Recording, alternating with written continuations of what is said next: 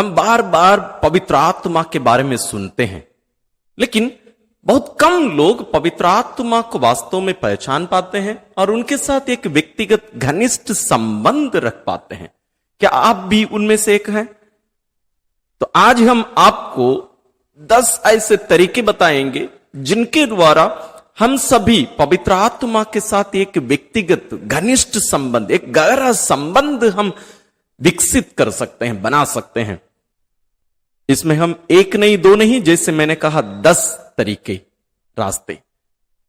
इसको इसलिए इस वीडियो को पूरा देखिए, मनन करते हुए, प्रार्थना करते हुए हम इसमें आगे बढ़ेंगे। जरूर थोड़ी देर बाद हम प्रार्थना करेंगे। पूरे वीडियो को प्रारंभ करने के पहले एक और सच्चाई मैं आपके सामने रखना चाहूंगा। पवित्र बाइबल में लगभग 250 यानी 250 बार से ज्यादा पवित्र आत्मा शब्द का प्रयोग किया गया है। तो हम इससे जान सकते हैं कितने महत्वपूर्ण एक व्यक्ति हैं पवित्र आत्मा। इनके बारे में इसके पहले भी हम बहुत बार मनन किए हैं, सीखे हैं। मैं विश्वास करता हूं कि आप जरूर इन सब के बारे में मनन जरूर किए हैं। नहीं किए हैं तो पवित्र आत्मा के बारे में और भी बहुत सारे वीडियोस हमारे चैनल में, उनको देखिएगा। आइए हम सबसे पहले पवित्र आत्मा से प्रार्थना करके हम आज के इस मनन चिंतन को शुरू करेंगे। पिता और पुत्र और पवित्र आत्मा के नाम पर आमीन। हे पवित्र आत्मा ईश्वर, हम आज के इस विशेष अनुग्रह के लिए, इस अवसर के लिए तुझे धन्यवाद देते हैं, जब तू हमें एकत्रित कर हमें आपको जानने और आपके साथ एक घनिष्ठ संबंध, जैसे आप हमसे चाहते हैं, उसको विकसित करने का एक माध्यम हम आज जानने जा रहे हैं। ये पवित्र आत्मा हमारे मन, दिल, हृदय को आलोकित करिए, ज्योतिर्मय बनाइए, ताकि हम इन रहस्यों को, इन तरीकों को, इन माध्यमों को हम विशेष रूप से समझ सकें और आपके साथ एक घनिष्ठ संबंध में जुड़कर, उस संबंध को विकसित कर हम वास्तव में एक सच्चा ख्रिस्ती जीवन जी सके, हम सभी प्रभु यीशु के समान बन सके। हम ये प्रार्थना करते हैं अपने प्रभु क्रिस्त के द्वारा, आमीन। तो शुरू में ही मैं वो 10 तरीके बता देना चाहता हूं। वे इस प्रकार हैं। प्रार्थना और आराधना में या स्तुति में समय व्यतीत करना, समय बिताना। दूसरा, हर दिन पवित्र बाइबल पढ़ना। तीसरा, पवित्र आत्मा की आवाज सुनना। चौथा, पवित्र आत्मा के प्रोत्साहनों का पालन करना। पांचवा, पवित्र आत्मा के हाथों में अपने जीवन को सौंपना। छठवां, कृतज्ञता और धन्यवाद का अभ्यास करना। सातवां, प्रेम से दूसरों की सेवा करना। आठवां, क्षमा की भावना विकसित करना। नौवां, नम्रता का हृदय विकसित करना। 10वां, पवित्र आत्मा के मार्गदर्शन पर भरोसा करना। तो आइए हम एक एक करके शुरू करते हैं, मनन करते हैं। बहुत ही विशेष वीडियो है, पूरा वीडियो देखने की कोशिश करिएगा। प्रथम है प्रार्थना और आराधना में समय व्यतीत करना। प्रार्थना वास्तव में एक माध्यम है जहां ईश्वर हमारे साथ जुड़ते हैं, हमें अपने साथ जोड़कर अपने आप को हम पर प्रकट करते हैं और उसके द्वारा हम अपने आप को भी जानने लगते हैं। तो प्रार्थना के बिना पवित्र आत्मा को जानना, उनके साथ एक व्यक्तिगत घनिष्ठ संबंध में बने रहना, उस संबंध को विकसित करना असंभव है। तो यह सर्वश्रेष्ठ तरीका यह है कि हम पवित्र आत्मा के साथ समय बिताएं। उसका नाम है प्रार्थना, और उनकी स्तुति और आराधना करना यह भी बहुत जरूरी है। तो इसके लिए हम समय हर दिन निकालें। अंग्रेजी में जो वर्शिप कहा जाता है, आराधना कही जाती है, उसका मतलब क्या होता है मालूम? इसको वर्शिप को हम वर्थिनेस, जो उसका मूल शब्द है उसका अर्थ है वर्थिनेस, यानी योग्यता। वर्शिप यानी जो आराधना हम करते हैं वो वास्तव में उनके योग्य होना चाहिए, पवित्र होना चाहिए। इसलिए हम इसको और भी गहरे रूप से जानने की कोशिश करें, समय प्रार्थना में बिताएं। दूसरा तरीका है हर दिन हम पवित्र बाइबल पढ़ें, क्योंकि पवित्र बाइबल पवित्र आत्मा द्वारा प्रेरित की गई एक पुस्तक है। वास्तव में 73 पुस्तकों का एक संकलन है। पुस्तकों का पुस्तक कहा जाता है पवित्र बाइबल। इसलिए पवित्र आत्मा को जानने और उनके रहस्यों को समझने के लिए, पवित्र आत्मा के मार्गों को, रहस्यों को समझने के लिए हमें पवित्र बाइबल पढ़ना अनिवार्य है। एक कोई जानकारी के लिए नहीं, बल्कि उनके साथ व्यक्तिगत संबंध में हमें आगे बढ़ने के लिए, विकसित करने के लिए। इसलिए पवित्र बाइबल हर दिन पढ़ें। और पवित्र बाइबल के बारे में एक छोटी सी जानकारी है हमारे लिए। अब तक 5 बिलियन से भी ज्यादा पुस्तक पवित्र बाइबल छपाई गई है, और ये हर दिन इसकी गिनती बढ़ती जा रही है, इसकी मांग बढ़ती जा रही है।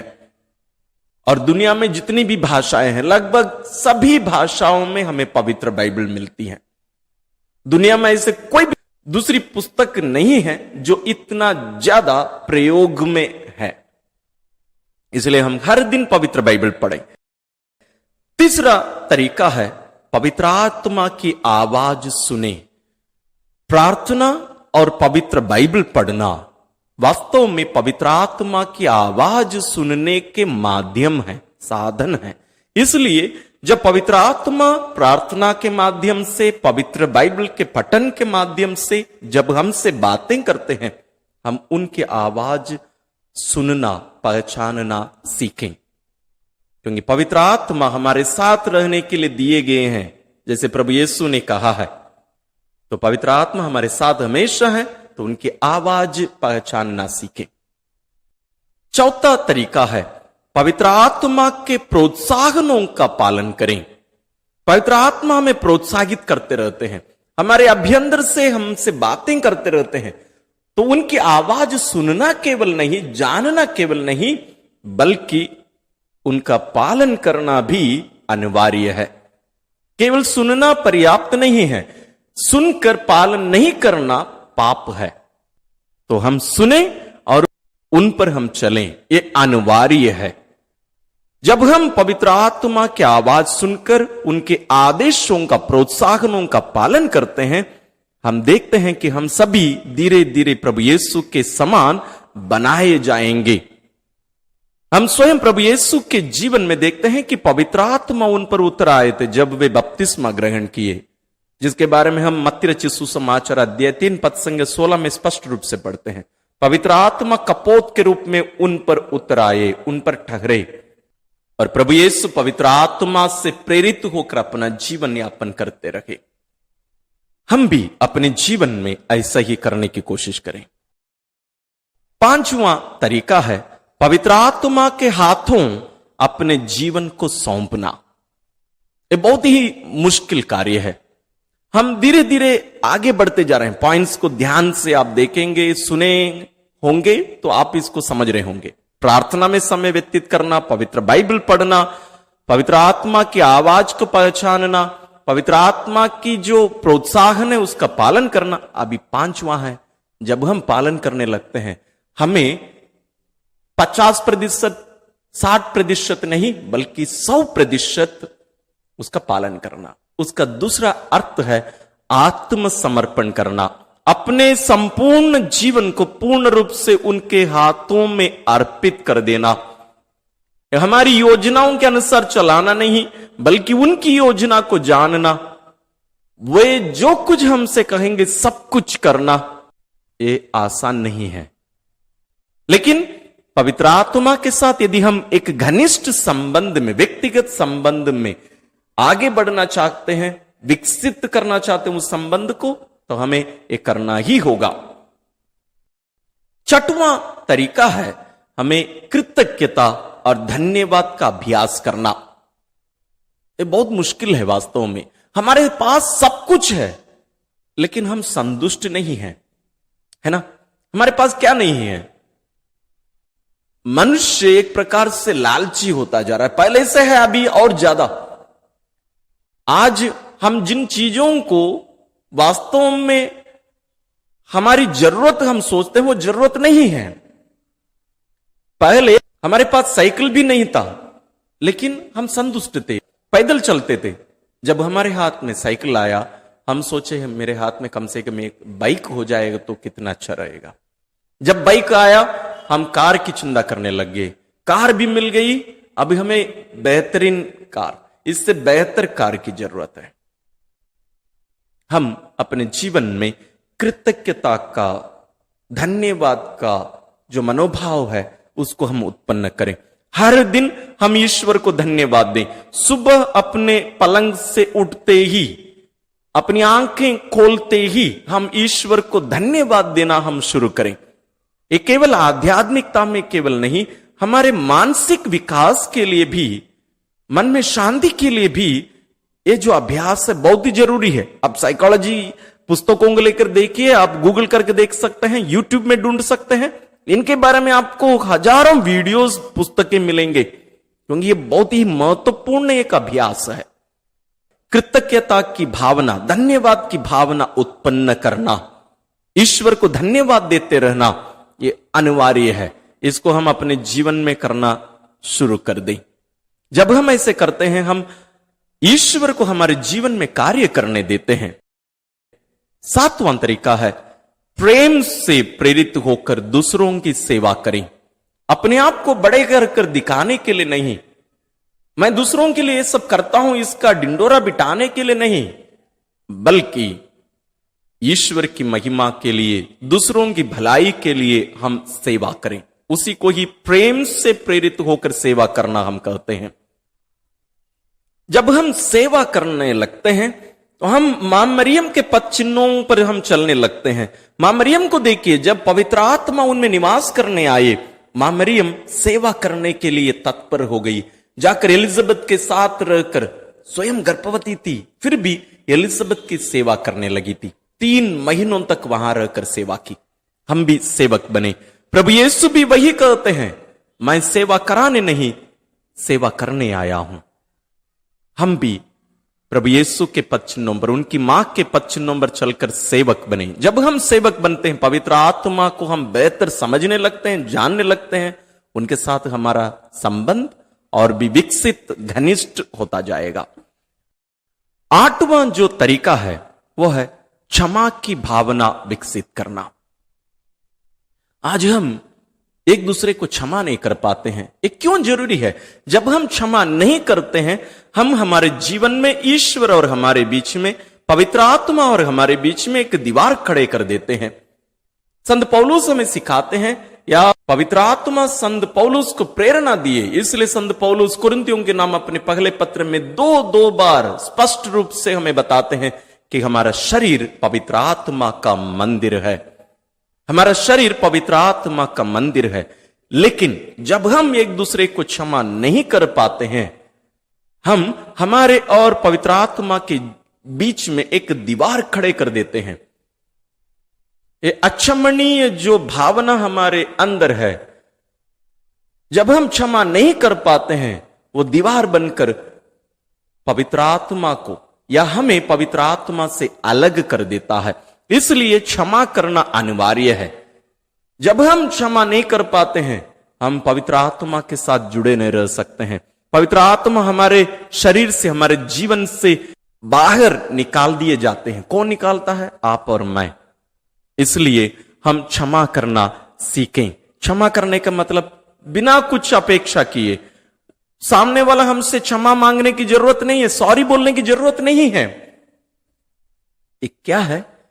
वास्तव में क्षमा करने के द्वारा, क्षमा देने के द्वारा हम अपने आप को और भी बेहतर करते जा रहे हैं, ईश्वरीय कृपादानों से अपने आप को भरते जा रहे हैं। इसलिए अनिवार्य है। 9वां और महत्वपूर्ण एक तरीका है, हम नम्र बनते जाएं। हम नम्रता का हृदय विकसित करें। हमारे अंदर जरूर नम्रता की भावना है, लेकिन इसको विकसित करना बहुत जरूरी है, बहुत जरूरी है। क्योंकि जब हम नम्र नहीं होते हैं, हम ना तो क्षमा कर पाएंगे, ना ईश्वर की आवाज पहचान कर अपने आप को उनके हाथों में अर्पित कर सकेंगे। इसलिए नम्रता की भावना अनिवार्य है। इसके लिए हमें हर दिन अभ्यास करने की जरूरत है। हमारे जीवन में हम जब हमसे छोटे लोग हमें दुख देते हैं या हमें परेशान करते होंगे या हमारा अनादर करते हैं, क्या हम मुस्कुराते हुए आगे बढ़ सकते हैं? नहीं है ना। तो हम नम्रता में आगे नहीं बढ़ पाएंगे। नम्रता में आगे बढ़ना अनिवार्य है। मां मरियम के उदाहरण को देखिए, प्रभु यीशु के उदाहरण को देखिए। ईश्वर होते हुए भी वे दास का रूप धारण करके अपने सेवकों के पैरों को वे धोए। अपने सेवक मतलब उनके शिष्यों के पैरों को वे धोए। नम्रता का पाठ। क्या हम भी उनके पचिन्हों पर चल सकते हैं? पवित्र आत्मा तब हमारे जीवन में बने रहते हैं और उनके साथ हमारा संबंध और घनिष्ठ और गहरा हो सकता है। सबसे आखिरी 10वां तरीका है पवित्र आत्मा के मार्गदर्शन पर भरोसा करें। हम इतने जो 9 तरीके हम जानने की कोशिश किए, ये सब इस पर निर्भर है। क्या मैं उन पर भरोसा कर सकता हूं? क्या मैं ईश्वर पर भरोसा कर सकता हूं? क्या मैं पवित्र आत्मा पर भरोसा कर सकता हूं? यदि नहीं है, अभी तक जो 9 बिंदुओं पर हमने मनन किया, तरीकों को जानने की कोशिश किए, ये सब बेकार हो जाएंगे। भरोसा करना, उन पर निर्भर रहने सीखना, आत्मसमर्पण कर देना, और जो कुछ कहें उनका आंख बंद करके उनका पालन करने आगे बढ़ना। हम बहुत बार, आप केवल मैं भी बहुत बार इसमें पड़ जाता हूं। मैं भरोसा नहीं कर पाता। ईश्वर जो हमें बताते हैं उसको जानने की हम कोशिश करते हैं, मानो वो कोई मनुष्य हमसे ये सब कर रहा हो। हम उसके छानबीन करने की कोशिश करते हैं। हम उन तरीकों को, या ईश्वर हमें जो बता रहे हैं, हमें प्रोत्साहन दे रहे हैं, प्रेरित कर रहे हैं, उन बातों पर हम मनन करने, सोच विचार करने लग जाते हैं। ये सही है या गलत है, इसको ऐसे करें या वैसे करें। हम अपने पर, अपनी शक्ति पर निर्भर रहने लगते हैं। ये रहे 10 तरीके जिनके द्वारा हम पवित्र आत्मा के साथ हमारा जो घनिष्ठ संबंध है, जैसे वे हमसे चाहते हैं, ये वास्तव में प्रारंभ हम नहीं कर सकते, वो कर चुके हैं। उसको विकसित करना और गहरा करना हमारी भी जिम्मेदारी है। तो ये 10 तरीके हैं, और भी हम बहुत सारे तरीके हम अपना सकते हैं। आप यदि अपनाए हुए हैं तो जरूर आप कमेंट्स में आप हमें बताइएगा। ये रहे 10 तरीके।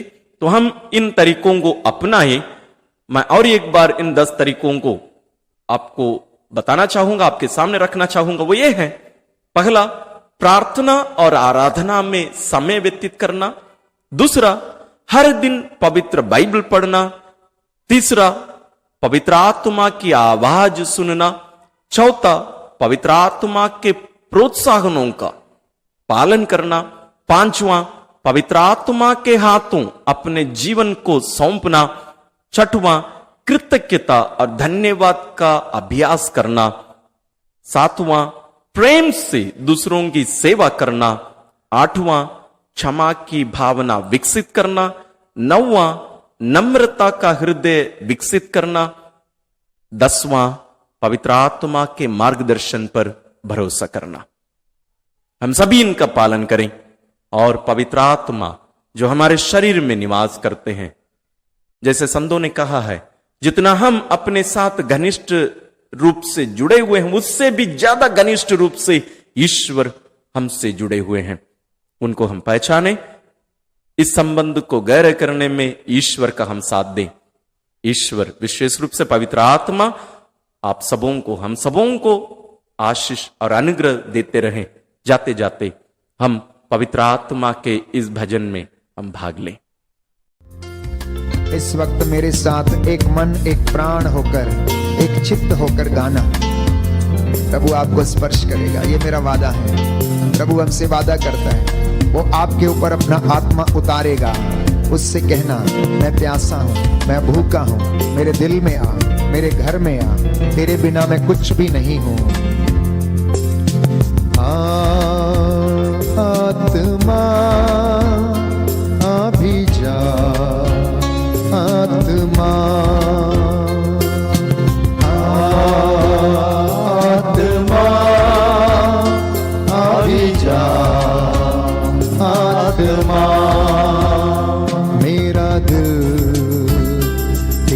घर है, इस घर में आत्मा। मेरा दिल तेरा घर है, इस घर में आत्मा। मेरा दिल तेरा घर है, इस घर में आत्मा। मेरा दिल तेरा घर है, इस घर में आत्मा। आत्मा अभी जा, आत्मा आत्मा अभी जा, आत्मा। प्यासा हूँ मैं तेरे लिए, प्यासा हूँ मैं तेरे लिए। भूखा हूँ मैं तेरे लिए, भूखा हूँ मैं तेरे लिए। प्यासा हूँ मैं तेरे लिए, प्यासा हूँ मैं तेरे लिए। भूखा हूँ मैं तेरे लिए, भूखा हूँ मैं तेरे लिए।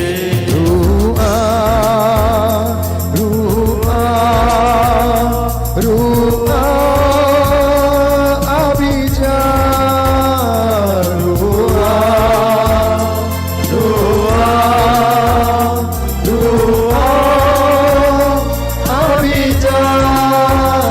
रू आ, रू आ, रू आ, रू आ, अभी जा। आत्मा अभी जा, आत्मा आत्मा अभी जा, आत्मा। आत्मा का स्पर्श महसूस करें प्यारे भाई प्यारी बहन। वो इस वक्त हम पर छाया हुआ, आपके घर पर कब्जा किया हुआ, उसका सानिध्य आपके बीच में। वो आपकी हड्डियों को जो सूख चुकी स्पर्श कर रहा है, आपकी हड्डी की मज्जा तक में परमेश्वर का सामर्थ्य पहुंचे।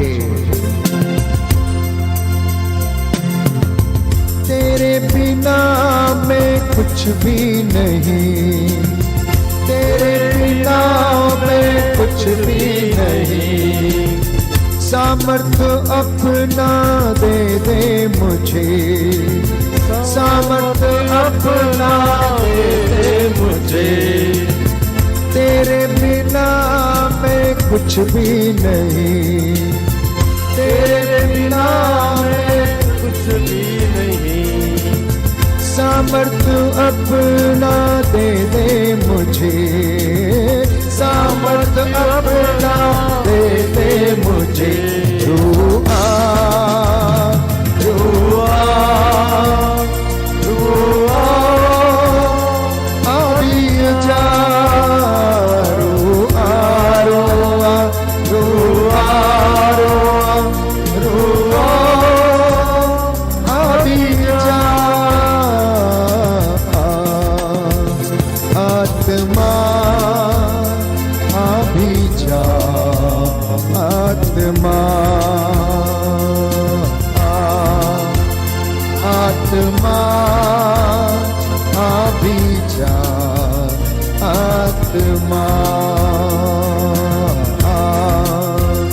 आत्मा अभी जा।